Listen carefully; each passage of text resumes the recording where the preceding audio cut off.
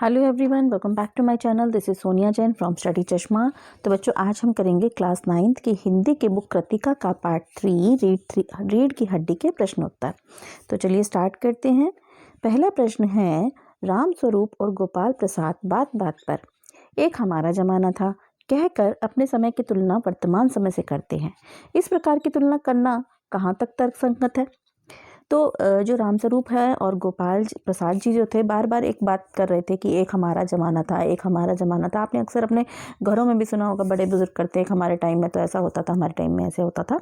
तो वो अपने टाइम की तुलना इस टाइम से करते हैं। तो ये करना कहाँ तक सही है? तो इसका उत्तर लिखेंगे, यह मनुष्य का स्वाभाविक गुण है कि वह अपने बीते हुए समय को याद करता है तथा उसे सही भी ठहराता है, परंतु बीते हुए समय की तुलना वर्तमान समय से करना तर्कसंगत नहीं है। क्यों नहीं है? क्योंकि हर एक समय अपनी उस समय की परिस्थितियों के अनुसार सही होता है। यूं भी हर जमाने की स्थिति अपनी स्थितियां होती हैं। जमाना बदलता है तो कुछ कमियों के साथ सुधार भी आते हैं। मतलब हो सकता है कि उस समय में जो चीज़ सही थी तो वो ज़रूरी नहीं है कि आज वो सही हो, क्योंकि उस समय उन्हें कुछ सर्कमस्टांसेस होंगे कि उस समय वो सही लग रही होगी। और कई बार होता है कि जो हमें आज सही लग रहा है वो आने वाले टाइम में सही ना हो। ठीक है, तो वर्तमान समय में जो होगा वो सही होगा, परिस्थितियों के अनुसार सही होता है। ठीक है। अगला प्रश्न है, राम स्वरूप अपनी बेटी को उच्च शिक्षा दिलाना और विवाह के लिए छिपाना, यह विरोधाभास उनकी किस विवशता को उजागर करता है? मतलब राम स्वरूप जी ने एक तरफ तो अपनी बेटी को उच्च शिक्षा दिलवाई, लेकिन दूसरी तरफ गोपाल प्रसाद जी को जब मतलब वो आए थे और उनका लड़का आया था शादी की बात करने, तो उन्हें यह नहीं बताया था कि ज़्यादा पढ़ी लिखी है। तो ये अलग अलग चीज़ किस तरीके विवशता को उजागर करता है?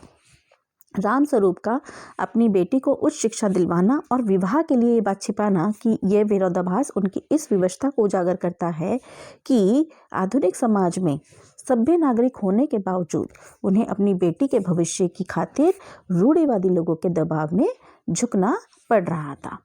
अगला प्रश्न देख लेते हैं। प्रश्न 3 है, अपनी बेटी का रिश्ता तय करने के लिए रामस्वरूप उमा से जिस प्रकार के व्यवहार की अपेक्षा कर रहे हैं वह उचित क्यों नहीं है?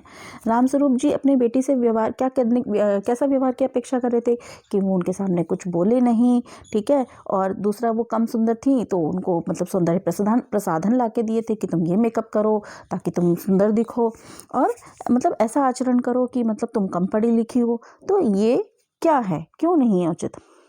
अपनी बेटी का रिश्ता तय करने के लिए रामस्वरूप उमा से जिस प्रकार के व्यवहार की अपेक्षा कर रहे हैं वह सरासर गलत है।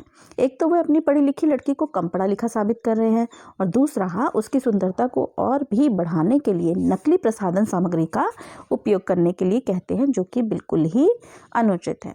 क्योंकि हम जैसे हैं वैसे ही तो दूसरों को दिखाना चाहिए ना। ठीक है, खूबसूरती अंदर से होती है, बाहर से नहीं होती है। साथ ही रामस्वरूप यह भी चाहते हैं कि उमा वैसा ही आचरण करे जैसा लड़के वाले चाहते हैं, परंतु वह यह क्यों भूल रहे हैं कि जिस प्रकार लड़के की अपेक्षाएं होती हैं ठीक उसी प्रकार लड़कियों की पसंद नापसंद का भी ख्याल रखना चाहिए। कोई ज़रूरी तो नहीं कि लड़के को ही पसंद करनी है लड़की, हो सकता है लड़की को लड़का पसंद ना आए। ठीक है ना, तो लड़की की भी पसंद नापसंद का ख्याल रखना चाहिए, क्योंकि आज समाज में लड़का लड़की दोनों को समान दर्जा प्राप्त है। अगला प्रश्न देख लेते हैं। चौथा प्रश्न है, गोपाल प्रसाद विवाह को बिजनेस मानते हैं। ठीक है, और रामस्वरूप अपनी बेटी को बेटी की उच्च शिक्षा छिपाते हैं। मतलब जो उच्च शिक्षा दिलवाई थी उन्होंने अपनी बेटी उमा को, लेकिन उन्होंने ये बात छिपाई। क्या आप मानते हैं कि दोनों ही समान रूप से अपराधी हैं? अपने विचार लिखें। मेरे विचार से दोनों ही समान रूप से अपराधी हैं। गोपाल प्रसाद विवाह जैसे पवित्र बंधन में भी बिजनेस खोज रहे हैं। वह इस तरह के आचरण से इस संबंध की मधुरता और संबंधों की गरिमा को भी कम कर रहे हैं। शादी कोई एक ऐसा पवित्र बंधन है, कोई बिजनेस नहीं है। ठीक है ना, और उसमें वो बिजनेस मान रहे हैं, तो वह इस तरह के आचरण से इस संबंध की मधुरता को कम कर रहे हैं। और दूसरी तरफ जो रामस्वरूप जी हैं वो आधुनिक सोच वाले व्यक्ति हैं, फिर भी अपनी बेटी की उच्च शिक्षा छिपाते हैं, तो वो कायरता का परिचय दे रहे हैं। वह चाहते तो अपनी बेटी के साथ मजबूती से खड़े होते और एक स्वाभिमानी वर की तलाश करते, ना कि मजबूरी में आकर परिस्थिति से समझौता करते। अगला प्रश्न है 5वां प्रश्न, आपके लाडले बेटे की रीढ़ की हड्डी है भी या नहीं? उमा के इस कथन से शंकर की किन कमियों की ओर संकेत करना चाहती थी। जो उमा ये सेंटेंस कहती है कि आपके लड़के की रीढ़ की हड्डी है भी या नहीं, तो वो किन बातों को की ओर संकेत करना चाहती थी। उमा गोपाल प्रसाद जी के विचारों से पहले ही खिन्न थी मतलब बड़ी गुस्से में जैसे कह सकते हैं, और सही नहीं लग रहे थे, परंतु उनके द्वारा अनगिनत सवालों ने उसे क्रोधित कर दिया। आखिर उमा को अपनी चुप्पी तोड़कर गोपाल प्रसाद को उनके पुत्र के विषय में अवगत कराना ही पड़ा। वो क्या कहते, शंकर एक चरित्रहीन व्यक्ति था जो हमेशा लड़कियों का पीछा करते हुए हॉस्टल तक पहुंच जाता था। इस कारण उसे शर्मिंदा भी होना पड़ा था। अगला पॉइंट, दूसरी तरफ उसकी पीठ की तरफ इशारा कर वह गोपाल जी को उनके लड़के के स्वास्थ्य की ओर संकेत करती है, जिसके कारण वह बीमार रहता है और वह सीधी तरह बैठ भी नहीं पाता। और तीसरा, शंकर अपने पिता पर पूरी तरह आश्रित है, उसकी रीढ़ की हड्डी नहीं है, यानी कि उसकी अपनी कोई मर्जी नहीं है, मतलब कि सब कुछ तो उसके पिताजी बात कर रहे थे, ठीक है ना। गोपाल प्रसाद जी बातें कर रहे थे कि हमें ये करना है वो करना है, तो मतलब वो किसी बात का हाँ ना में कोई जवाब नहीं दे रहा था, उसके अपना कोई वजूद नहीं था। तो इसीलिए, क्योंकि रीढ़ की हड्डी जो होती है मतलब उसका पूरा शरीर का पूरा हिस्सा, मतलब कहते हैं ना एक बैकबोन जो होता है पूरे शरीर को होल्ड किए हुए होता है, ठीक है ना, तो वो है ही नहीं, ठीक है। अगला प्रश्न है, शंकर जैसे लड़के या उमा जैसी लड़की समाज को कैसे व्यक्तित्व की जरूरत है, तर्क सहित उत्तर दीजिए। तो इसका उत्तर है, समाज में आज उमा जैसे व्यक्तित्व, स्पष्टवादिनी तथा उच्च चरित्र वाली लड़की की आवश्यकता है। ऐसी लड़कियां ही गोपाल प्रसाद जैसे दोहरी मानसिकता रखने वाले लालची और ढोंगी लोगों को सबक सिखा सकती है। ऐसी लड़कियों से ही समाज और देश प्रगति कर पाएगा जो आत्मविश्वास से भरी हों और निडर हों। इसके विपरीत शंकर जैसे लड़के समाज के लिए निरुपयोगी है, मतलब कोई उपयोग नहीं है उनका। शंकर जैसे व्यक्ति समाज को कोई दिशा प्रदान नहीं कर सकते हैं। अगला प्रश्न है, रीढ़ की हड्डी शीर्षक की सार्थकता स्पष्ट कीजिए। हमारा जो पाठ का नाम है वो है रीढ़ की हड्डी, तो ये कहाँ तक सही है। तो इसका उत्तर है, यह शीर्षक एकांकी की भावना को व्यक्त करने के लिए बिल्कुल सही है। इस शीर्षक में समाज की सड़ी गली मानसिकता को व्यक्त किया गया है और उस पर प्रहार किया गया है, क्योंकि रीढ़ जो शरीर का मुख्य हिस्सा होता है वही उसको सीधा रखने में मदद करता है। वही मैंने जैसे अभी आपको बताया, जो रीढ़ है हमारा, मतलब जो बैकबोन है, वही उसी हमारे शरीर को सीधा रखने में मदद करती है। उसमें लचीलापन होता है जो शरीर को मोड़ने, बैठने, झुकने, कूदने में मदद करता है। इस लचीलेपन के कारण ही शरीर हर कार्य करने में सक्षम है। व्यायाम के माध्यम से हम रीढ़ की हड्डी के लचीलेपन को बनाए रखते हैं।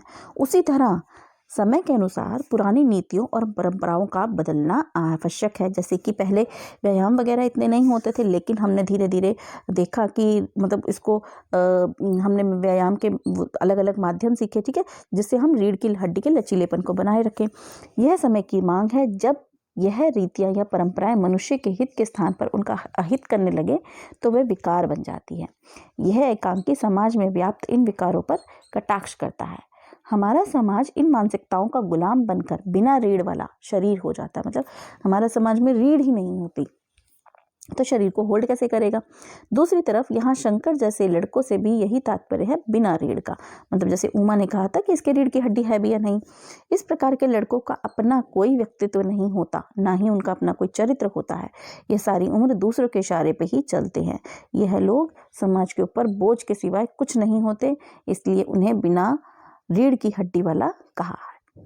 अगला प्रश्न है, कथा वस्तु के आधार पर आप इस किसे एकांकी का मुख्य पात्र मानते हैं, क्यों। मतलब जो पूरी एकांकी है उसमें मुख्य पात्र कौन है और क्यों है। कथा वस्तु के आधार पर मैं निसंदेह एकांकी का मुख्य पात्र उमा को मानती हूँ। क्यों, क्योंकि एकांकी की सारी कथा वस्तु उसी के इर्द गिर्द घूमती है, मतलब उसके चारों ओर घूमती है। भले ही पाठ में उसकी उपस्थिति थोड़े समय के लिए है, परंतु उसके विचारों से प्रभावित हुए बिना हम नहीं रह पाते हैं।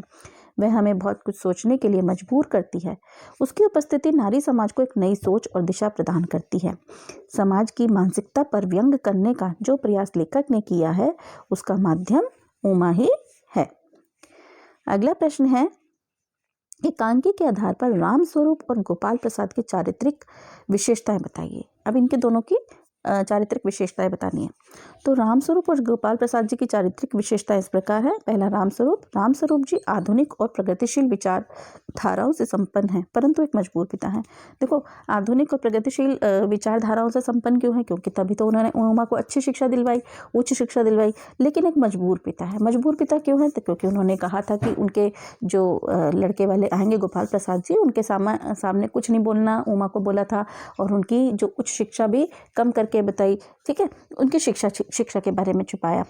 वह एक तरफ तो स्त्री शिक्षा के समर्थक है, परंतु बेटी के विवाह का समय है, यही शिक्षा में छिपाने का प्रयास करते हैं। मतलब वो छिपा रहे हैं अपनी बेटी की शिक्षा को, जिससे उनकी व्यवस्था तथा कायरता झलकती है। दूसरी तरफ गोपाल प्रसाद निहायती चालाक, बड़बोले और लालची तथा पढ़े लिखे होने के बावजूद स्त्री पुरुष की समानता में अविश्वास रखने वाले व्यक्ति के रूप में उभरते हैं। इसी कारणवश वे अपने मेडिकल कॉलेज में पढ़ने वाले बेटे का विवाह कम पढ़ी लिखी लड़की से करवाना चाहते हैं। वह विवाह जैसे पवित्र रिश्ते को भी बिजनेस मानते हैं। इससे उनका लालची स्वभाव पता चलता है। ठीक है, अगला प्रश्न देख लेते हैं। अगला प्रश्न है, इस एकांकी का क्या उद्देश्य है? लिखिए। इस एकांकी का उद्देश्य समाज में औरतों की दशा को सुधारना व उनको उनके अधिकारों के प्रति जागरूक कराना है। यह एकांकी उन लोगों की तरफ उंगली उठाती है जो समाज में स्त्रियों को जानवरों या सामान से ज़्यादा कुछ नहीं समझते, जिनके लिए वे घर में सजाने से ज़्यादा कुछ नहीं है। यह एकांकी औरत को अपने व्यक्तित्व की रक्षा करने का संदेश देती है और कई हद तक इस उद्देश्य में सफल भी होती है। अगला प्रश्न है, समाज में महिलाओं को उचित गरिमा दिलाने हेतु आप कौन कौन से प्रयास कर सकते हैं? तो इसका उत्तर है, समाज में महिलाओं को उचित गरिमा दिलाने हेतु हम निम्नलिखित उपाय कर सकते हैं। उनके शिक्षा हेतु कार्य कर सकते हैं ताकि समाज में वे सिर उठाकर अपना जीवन व्यतीत कर सके।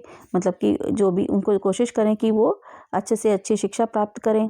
ठीक है, और दूसरा, अपने समय के महान व विदुषी स्त्रियों का, मतलब विदुषी मतलब जैसे विद्वान होता है, विद्वान का स्त्रीलिंग विदुषी होता है। ठीक है, इंटेलिजेंट स्त्रियों का उदाहरण समाज में प्रस्तुत करना चाहिए। महिलाओं को उचित सम्मान देना चाहिए। महिलाओं को अपनी इच्छा अनुसार हर क्षेत्र में आगे बढ़ने का प्रोत्साहन देना चाहिए।